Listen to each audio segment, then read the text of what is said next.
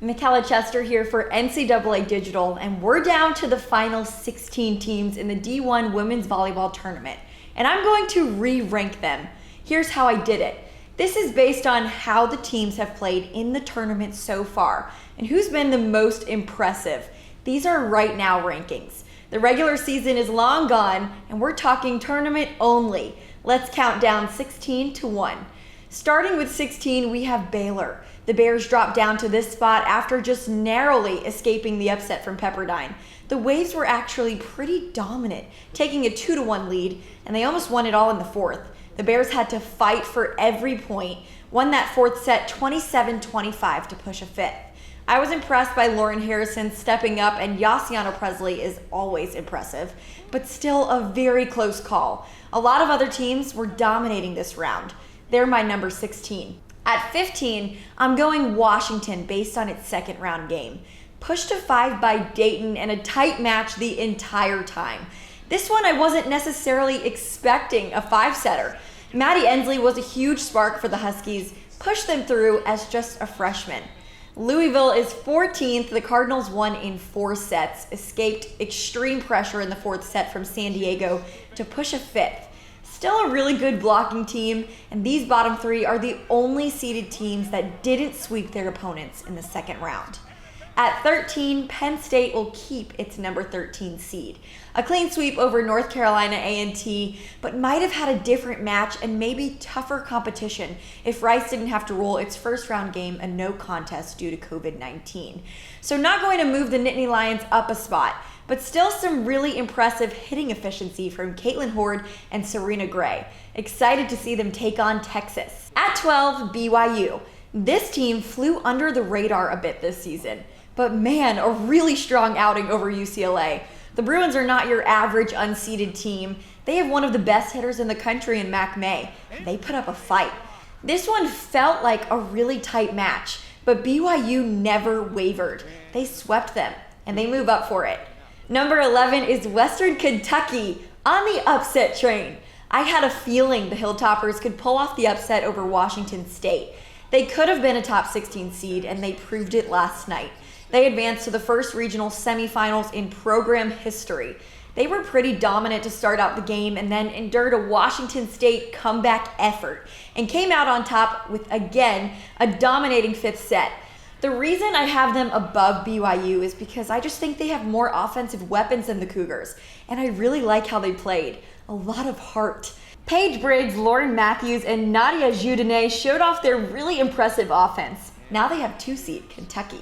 At 10, we have Pitt. They were unseeded, and now I think they deserve the 10 spot. An absolutely dominating sweep over 14-seed Utah. I mean, there was not a second where a Pitt fan was worried in that matchup. Just a super strong outing, and to me, an unseeded clean sweep like that should be higher than a high-seeded team that came out on the right side of a 5-setter to an unseeded team in the second round. Number 9 is Oregon. The Ducks handled Notre Dame out of the ACC with ease. Morgan Lewis had a really impressive game, 13 kills on 684 hitting efficiency with 0 errors. I think 9 is a good spot for the Ducks. Playing Purdue next. Numbers 6, 7, and 8 are pretty interchangeable for me. Super hard to compare and rank these. I have Ohio State at 8. They handled Missouri in 3. 3 players had double-digit kills in the win: Emily Londot, Riley Rader, and Gabby Gonzalez. A lot of talent, but still a super young group, which is why I have them behind Florida and Purdue. Florida is at 7. They quickly ended Morehead State's run in 3. Thayer Hall was showing it all out there. She has clearly been there before, took some really big swings, and overall looked super good in the win as a team. Then I have Purdue at 6. Caitlin Newton was unstoppable in its 3-set win over High Point. She notched 18 kills on 314 hitting efficiency. They looked good as well. All of these teams are going to be facing equally as good teams in the regional semis. Now for 5-1. Same thing here. All of these teams can win. When Kentucky, Wisconsin, Texas, and Minnesota played at the same time, the matches were over in no time. Number 5 is Minnesota. Julia Bergman and the Yellow Jackets were no problem at all for the Gophers. Stephanie Samity and Adana Rollins, 13 kills apiece, and I thought Taylor Landfair looked extremely cool, calm, and collected out there as a freshman.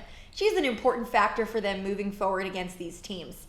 At 4, I have Kentucky. I liked how they looked a lot in the second round. We got 11 kills apiece from the Skinner sisters, Avery and Maddie.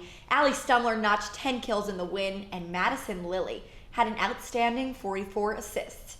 Number 3, Texas. If this team has anything, I think it's firepower across the board. Logan Eggleston consistent again, but Breon Butler really shined in the match. I really wish Nebraska and Texas were not on the same side of the bracket. The Huskers are second. Nebraska swept Texas State pretty quickly as well. They hit really well in the match. I like the leadership of Lauren Stivrins and Lexi Sun out there. Maddie Kubik had a big time outing, and they are close to home. Number 1 still is Wisconsin. There's no reason the number 1 seed should not still be the number 1 seed. I almost think that in this win, it didn't even have to be Wisconsin at full force. Sydney Hilley just spread it out across the board. Everyone on the team just hammered a few down, and they were good to go. No one overexerting themselves. Dana Retke, Grace Loberg, Devin Robinson, Danielle Hart, and Molly Haggerty all had 7 to 9 kills apiece. That's my top 16. Here's what I think. At this point, it's anyone's tournament. It's just going to be who shows up. You couldn't ask for more, though, than these upcoming matchups. We've got it all covered on NCAA.com and Volleyball Social.